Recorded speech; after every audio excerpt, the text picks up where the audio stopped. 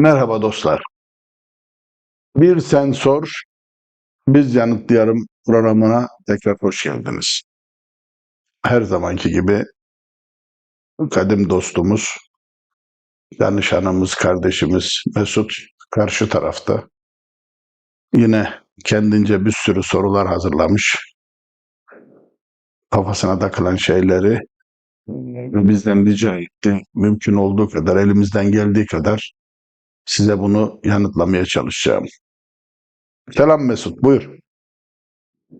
Selamlar usta. Nasılsın? Keyfin nasıl? Sağlığın nasıl? Teşekkür ederim Mesut. Hamdolsun, iyiyim, Allah razı olsun. Sen nasılsın kardeşim? Teşekkür ederim usta. Yine aklımda bin bir deli deli sorular böyle. Çünkü son bilhassa bu üçüncü göz, altıncı çakra ile ilgili programımızdan sonra bayağı bir kitaplar karıştırdım. Bayağı böyle bir zihnimde böyle sorular geldi geçti. Ben de bilmiyorum nasıl geliyor ama bir şekilde böyle uçuk sorularla boğuştum sabaha kadar. Pek de uyuyamadım aslında. Kısa uyudum. Sabahleyin hemen 5-5.30 gibi meditasyon yaptım ve sorular geldi. Bombardımana hazır mısın ustacığım? Lütfen elimden geldiği kadar tabii cevaplamaya çalışırım senin için. Buyur. Tamam. Şimdi benim aklıma takılan bu e, dışa bakış ve içe bakış. Dışa bakışı öyle ya da böyle çok güzel anladım, idrak ettim. Şimdi içe bakışla bakıyorum. Tamam, üçüncü göz. Bir takım bilgilere sahip oluyorum ve bir takım bilgiler geliyor. Şimdi bu bilgiler geldiği zaman asıl sorum şu. Ben mesela bütün evren, bütün kainat olduğu için bu gelen bilgiler gelecekle ilgili veya benimle ilgili veya sağlığımla ilgili. Ben bunları kendi avantajıma kullanabilir miyim? Kullanırsam bunun bir bedeli olur mu? Bedeli olursa ne olur? Yani benim daha çok düşünmem. Yani neticede ben başkalarına göre daha fazla bilgiye sahip olacağım ve fayda sağlamaya çalışacağım. Yani burada bir yanlışlık olabilir mi yaptığım ya da o bilgiyi, o faydayı sağladığımda? Merak ettiğim olay o usta. Mesut, şimdi olay şöyle. Bize sonsuz bir kaynak sunuluyor. Bu kaynağı nasıl değerlendirdiğimiz ya da nasıl değerlendireceğimiz bize kalmış bir şey. Ben her zamanki videolarımda söylediğim gibi, Yaradan kalkıp da sana sen niye şişkosun, sen niye zayıfsın ya da sen niye iyi yaptın, sen niye kötü yaptın diye cezalandırmaz. Seni sen olduğun için kabul eder. Olduğun gibi. Onun için de sana sonsuz bir e, bilgi sunar. Uçsuz bucaksız olan, eğer o noktaya erişebilirsen, o bilgiye kalp şakrandan, kalp gözünden erişebilirsen sana sonsuz bir bilgi sunar. Bunu nasıl kullandığın sana ait, sana bağlı. Buradaki iyisi veya kötüsü, yasağı şunu söyleyeyim. Ee, Senin kullandığın bilgi ya da sana verilen, aktarılan bilgiyi ne amaçla kullandığına bağlı. Şunu unutma. Yaşattığın hiçbir şeyi yaşamadan bu dünyadan gitmeyeceksin. Çünkü cennet de cehennem de bu dünyada. Her şeyi Çok özür dilerim usta. Böyle böleceğim de önemli.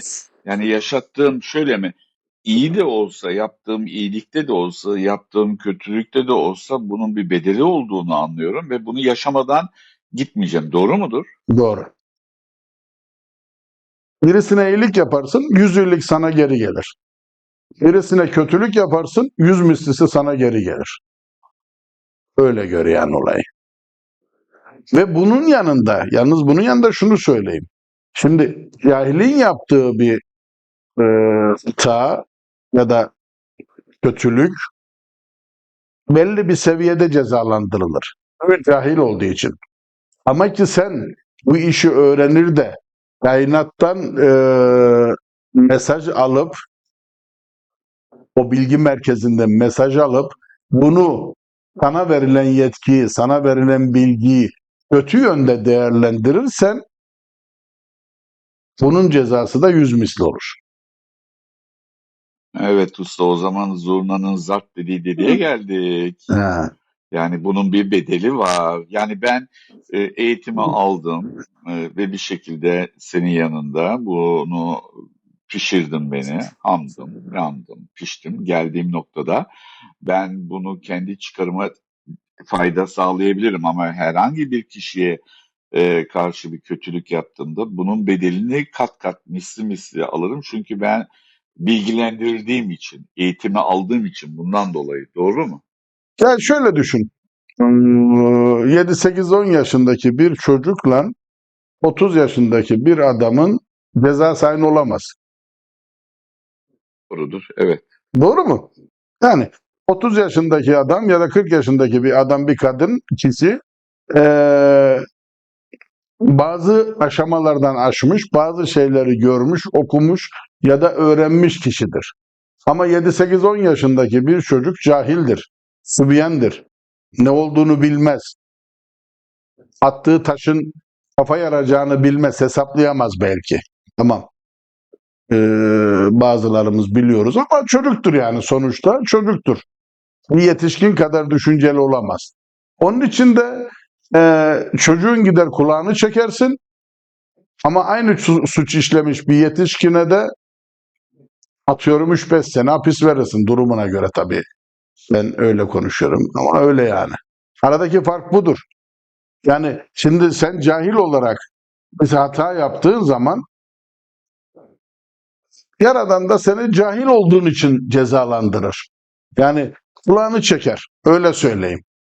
Ama sen kalk, belli bir aşamaya geç, belli bir meditasyonlar yap, belli bir eğitim al, belli bir kapılarını aç, belli bir seviyeye gel ve sana akmaya başlasın. Kainat sana bilgi göndermeye başlasın. Çünkü kainat sana güvenir. Tabii ilk zamanlar ufak ufak gönderiyor. Sen içene kadar, sen iyice onu algılayana kadar seni defalarca test ediyor. Ama sana bilgi gönderir. Sen de kalkar da bu bilgiyi kötü amaçlı kullanırsan, kötü niyetle kullanırsan, o da karşıdaki de aynı şekilde sana diyecek ki dur bakalım ya ne oluyor? Kendine gel. Biz sana bazı haklar verdik ama bu demek değil ki eee, sen kalk da karşıdaki kardeşini, dostunu, arkadaşını ya da insan oğlunu, insan oğlunu da boş ver, canlıyı, herhangi bir canlıya zarar veresin. Yani bu yetki sana Anladım veriliyor. usta. Bu verildikçe de sen ayağını dengeli atman gerekiyor kardeşim. Düşünürken bile 2 sefer düşünmen gerekiyor. Anlıyorum. Anlıyorum. Ama bunun o zaman bedeli fiziksel de olabilir veya ruhsal da olabilir. Her şekilde bir bedelini öderim. Öyle mi? Doğrudur. Doğrudur. Usta ben diyelim ki içsel bakış, üçüncü gözüm açıldı. Belli olaylara vakıfım. Tamam. Kendi faydama kullanıyorum. Kendi gelişimim için kullanıyorum. Ruhsal gelişimim için kullanıyorum. Ve oradan bilgiler akıyor. Ben bu bilgilerin mesela neticede bir dualite var değil mi? İyi, kötü, güzel, çirkin, ak, Evet. kara. Evet. Ben bu bilgilerin Bu dünya için var. Evet. kaynağını, evet bu dünya için var da ama oradan gelen bilgilerin kaynağı o da mı iyi yoksa onda da başka şeyler olabilir mi? Yani ben nasıl güveneceğim bu bilgilere? Onu senin ruhun hissediyor Mesut ya. Onu sen hissediyorsun. Şimdi gelen bilginin kötü olma ihtimali hemen hemen zaten sıfır.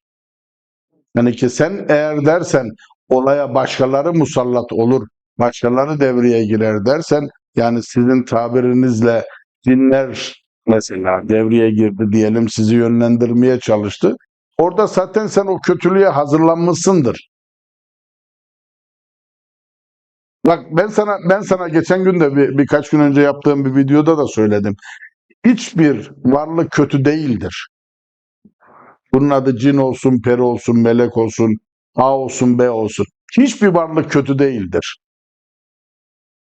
Bütün kainat insanlık için yaratılmıştır. Yani insanlık derken bu şu anki bizim yaşadığımız dünyada 7-8 milyar, 10 milyar insan değil. Kainattaki insanlık için yaratılmıştır. Ve bunların hepsinin görevi senin tekabüle erebilmen için, senin yetişebilmen için, yetiştirilebilmen için, senin ruhunun daha iyi bir seviyeye gelebilmesi için senin emrine verilmiştir. Yani bu demek şu ki,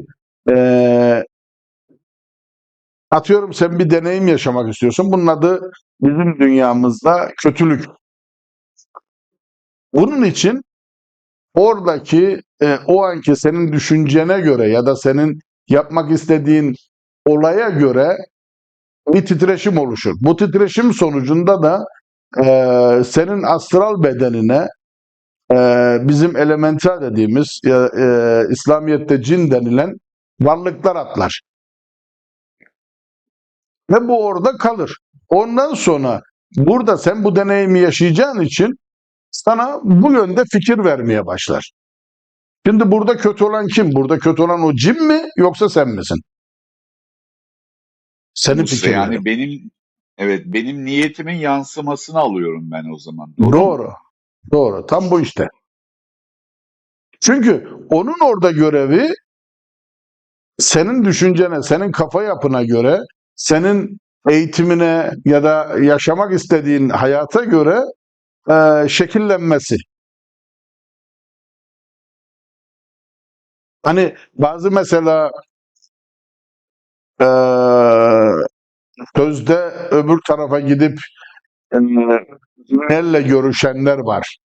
Ve bazıları diyor ki bazıları Müslüman, bazıları Hristiyan, bazıları alkolik, bazıları uyuşturucu bağımlısı. Bunu çok diyorlar ustam. Evet, Ha, çok duydum bunu. abi öyle bir şey yok. Mesut öyle bir şey yok. Çünkü bak öbür tarafta yani Tanrı katında, Yaradan'ın katında Hristiyan, Müslüman, Yahudi ya da A, B diye bir kavram yok. Yine dediğim gibi yine bir ne bir çirkin, ne bir zayıf, ne bir şişko, ne bir güzel, ne esmeri, ne sarışını, ne karası, ne beyazı hiçbir şey yok. Orada sen sadece bir su damlası kadarsın kardeşim. Şuraya masanın üstüne, şu anki bulunduğum masanın üstüne bir damla su damlat lütfen. Ve bana o suda ne gördüğünü söyle. De ki bana, hocam, ustam bu suda ben pişko görüyorum, zayıf görüyorum ya da iyi veya kötü görüyorum, siyah beyaz görüyorum.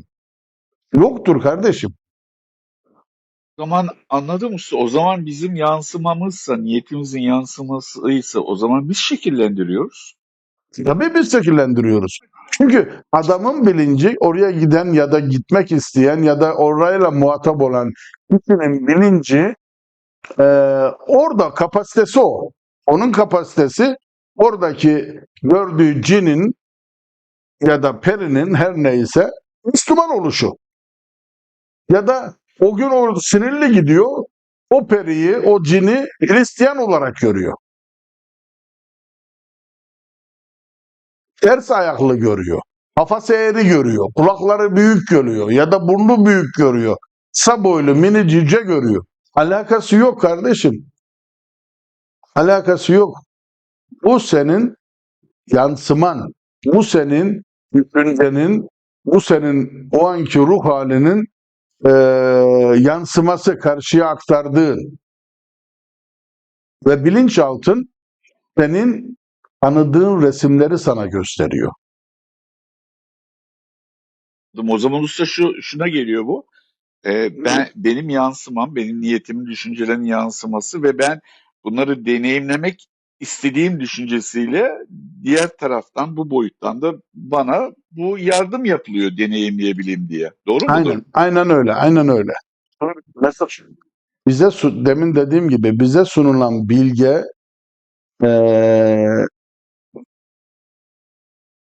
o kadar büyük ki bilginin önü arkası yok, sonsuz. Ve bizim en büyük artımız, biz ne istersek o olur. Biz ne düşünürsek o olur.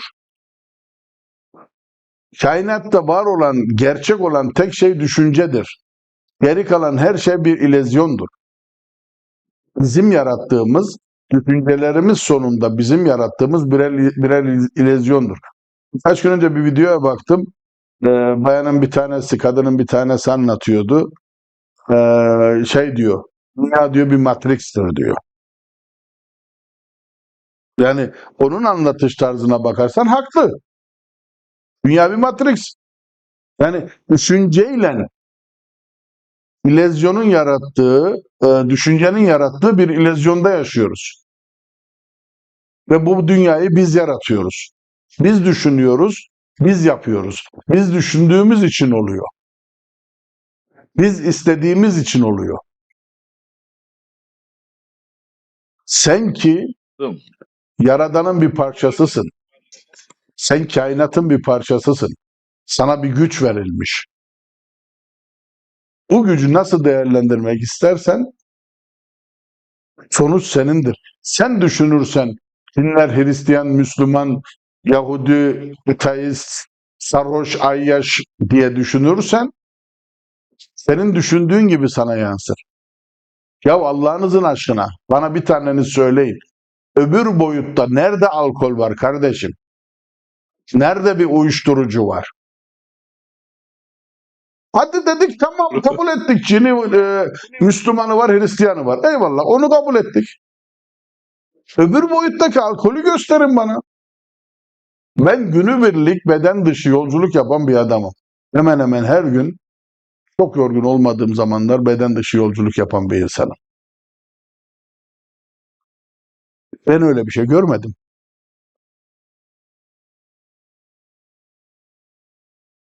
Çünkü Ustam, yok. yani anlıyorum. Şimdi tabii dediklerin şu şekilde, insanlar diyor ya, yani gidiyorlar mesela işte hocalara, cinci hoca desem buna ya bir yerlere, onlar bu şekilde yansıttığı için tabii ben şimdi daha çok idrak ettim. Yani o kişinin niyetinin yansımasıdır. Bir Hristiyan farklı alır o içsel görüşten, bir Müslüman farklı alır, bir Yahudi farklı alır, bir ateist farklı alır. Onu ben şimdi gayet iyi algıladım, kavradım hatta. Bir sonraki programımız kesinlikle varoluş üzerine olacaktır. Onu ben parantez içerisine alıyorum. Burada zaten birkaç konuya değindim. O zaman benim içsel görüşüm açtığım zaman bana faydası olacaktır hayatımda. Ben bunu kullanabileceğim, gelişim için kullanabileceğim. Ve bunun için de yine senin dediğin gibi bir eğitimden, bir süreçten geçmek zorundayım ki bu içsel görüşü yapabileyim. Peki bu içsel görüşü ben yani yaptım, öğrendim. Bunu o zaman hayatımın her alanda kullanabilirim. Yani ailemle iyi olmak, çocuklarımla iyi olmak, arkadaşlarım, dostlarımla iyi olmak için. O zaten Veyahut da otomatik olarak olur ki zaten Mesut. O kendiliğinden o seviyeye gelir, oluşur. yani benim niyetim olduğu için mi oluşuyor? Sen o seviyeye geldiğin için o dengeyi aldıktan sonra sen kim olduğunu hatırladığın andan itibaren senin dünyan değişmeye başlar. Sen o saatten sonra kaderin seni yönetmez, sen kaderini yönetirsin. Dünyayı sen yönetmeye başlarsın, senin dünyanı. Şimdiye kadar, Vay. şimdiye kadar şöyle söyleyeyim, cahildin.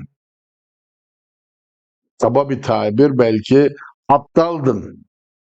Olayı sadece yaşıyordun.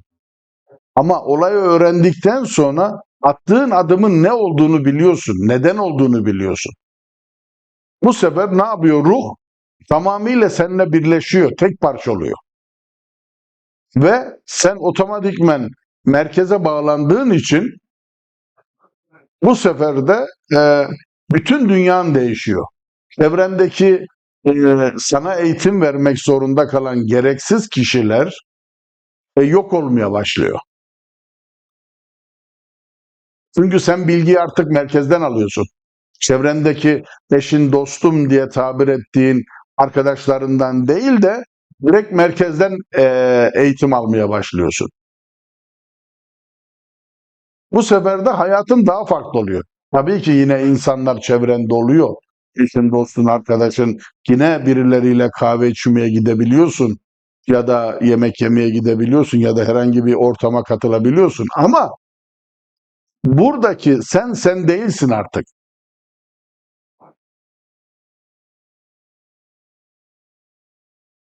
Usta, Hiç, yani evet, ben de şekilleniyorum, değişiyorum. hiç kimseye E, hiç kimseye kendini ispatlamak zorunda kalmıyorsun artık.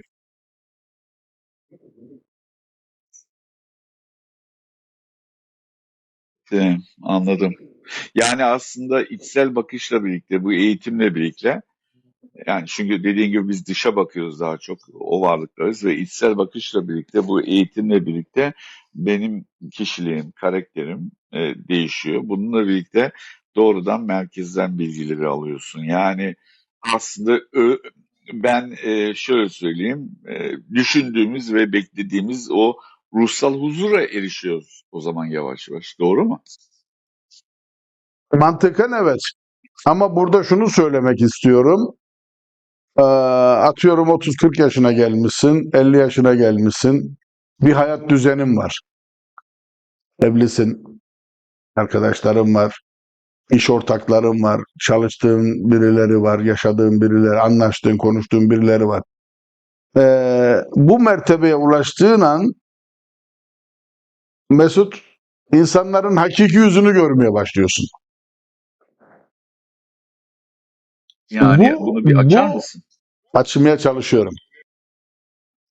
Ee, Atıyorum 20 senelik karın, 30 senelik karın, erkek olduğun için karın diye hitap ediyorum. Bu tam tersi de olabilir. Yanlış anlama olmasın. 20-30 senelik karının gerçek yüzünü görüyorsun.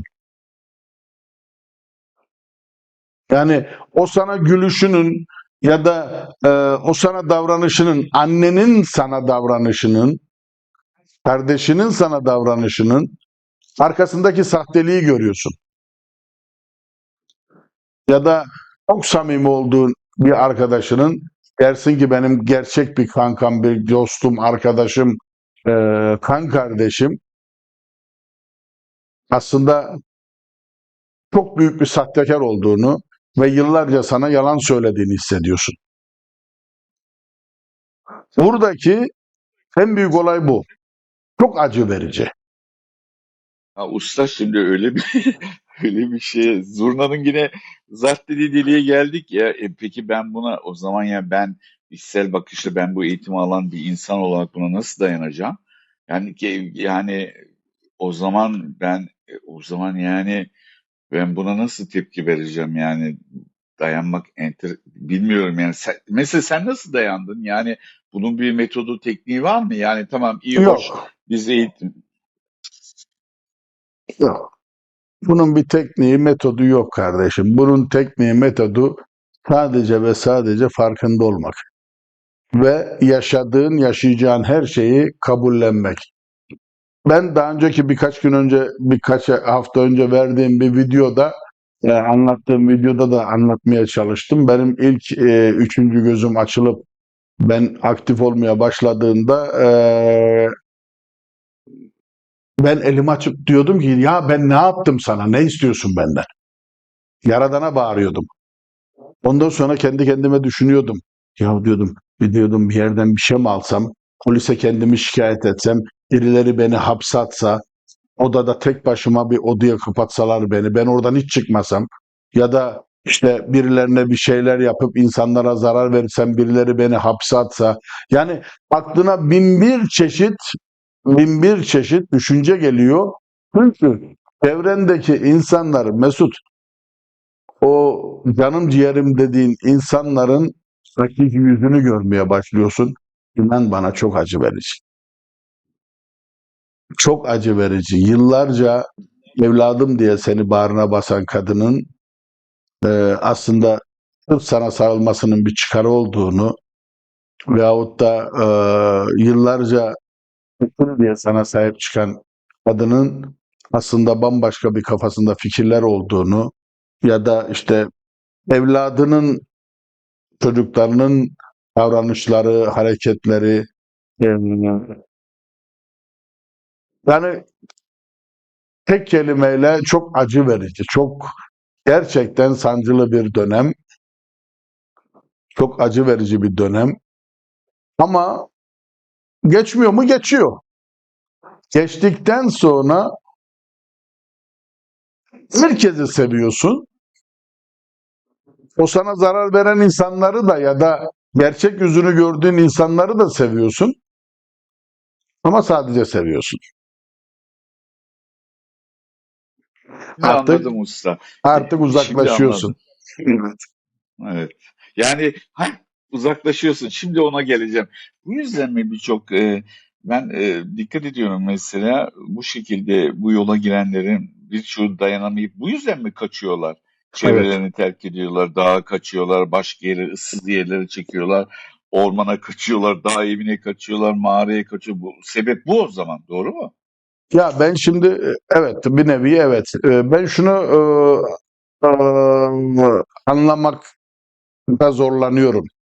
Öyle söyleyeyim. Şimdi insan deneyim yaşayabilmesi için insanlarla beraber olması lazım. Herkes dağa gider, tek başına 6 ay, bir sene, 3 sene kalır, atıyorum 5 sene kalır. Tek başına olduğu sürece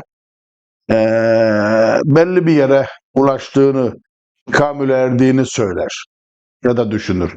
Ama deneyimleyebilmek için ağaçları denemek zorundadır. Çünkü insan yoktur. Onu sinirlendirecek, ona mutsuzluk verecek, onun hayatında ona zarar verebilecek ya da onu bu duygunun içine çekebilecek hiçbir şey olmadığı için deneyimleyemez. Onun için ben tamam, ben de gittim, 3 sene bir dağda yaşadım. Benim hocam dağda yaşıyordu, Avusturya tarafında bir yerde. Ben de onunla birlikte yaşadım. Onunla birlikte gördüm. Ama ben o 3 seneden sonra tekrar insan içine girdim. Ve ben insan içine girdikten sonra az önceki anlattığım o korkunç deneyimi yaşadım. Çünkü yukarıda stres yoktu. Yukarıda beni test edebilecek ya da benim test edebileceğim kimse yoktu. Sadece hocam vardı. O da zaten canı sıkıldığı zaman beni kovuyordu. Ben öbür odaya gidiyordum ya da şey olduğumu tekrar çağırıyordu. Yani artık alışmıştım. Onun için hani demek istediğim şu ki bu eğitim, evet, birkaç haftalığına izdivaya çekilebilir. İnsan belli bir eğitim alabilir ama eğitimin hası, orijinali insanın içinde olması, insanlarla beraber olması, canlılarla beraber olup onu birebir yaşaması. O enerjinin, o öfkenin tavan yapması gerekiyor. O stresin tavan yapması gerekiyor. Onu yaşaması lazım. Çünkü Kundalini aktif olmaya başlayınca, üçüncü göz aktif olmaya başlayınca bütün bir kaos yaşıyorsun. O bedenin öyle bir kaos içine giriyor ki alttan enerji vuruyor yukarı doğru. Üçüncü çakranın enerjisi dışarı akıyor. Oradan bir bağlantı kurmaya çalışıyorsun. Oradan bir saldırı oluyor. Öbür taraftan duygu baskısı oluyor. Yani kelimeler yetersiz. Kelimeler Biliyorum yetersiz. usta. Biliyorum. Nefes Kelimeler. alamıyorsun. Durup dururken ağlıyorsun. Aynen aynen Biliyorum. ağlıyorsun. Hiç yok yere içinden bir öfke patlaması oluyor. Çünkü o enerji yukarı doğru çıkıyor.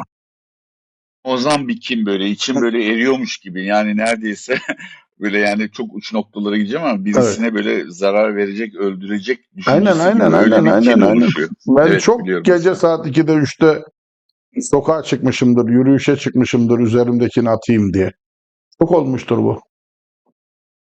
Yani Anladım. kendime. Ustacığım çok güzel bir şey oldu. İkinci bölüm oldu. Üçüncü gözle ilgili, içsel bakışla ilgili. Ama burada zaten burada varoluşla ilgili kainatla olay yani kainatın tümüyle ilgili birkaç cümleyle bir şeylere değindin. Aslında ben bir sonraki programda senin de iznin olursa ve vaktin olursa varoluş üzerine konuşmak istiyorum.